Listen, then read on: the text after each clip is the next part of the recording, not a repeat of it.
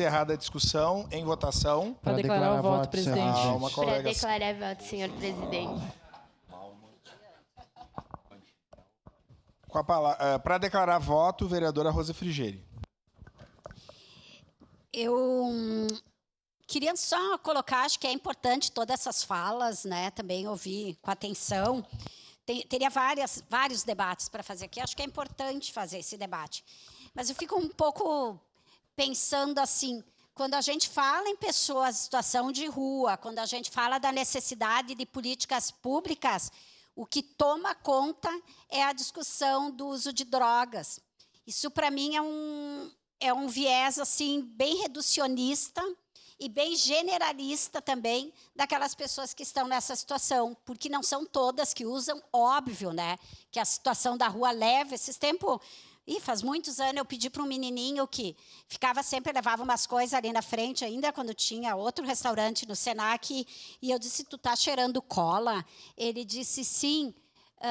Olha, na época, acho que eu tinha uns 13 anos, porque é para aguentar o frio e a fome.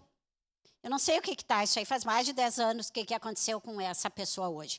Então, isso, né, a gente tem que ver e, de forma alguma, eu ou qualquer outro vereador ou vereadora que se manifestou aqui, tenho certeza, defende que as pessoas que façam algum crime, alguma coisa na rua, não sejam punidas. Mas é aqueles que estão na rua que tem que ser punido e aqueles que moram nos prédios de condomínios ricos em Caxias também tem que ser punido. Então, não é pelo endereço que nós vamos achar que o cara é usuário e ameaça a sociedade.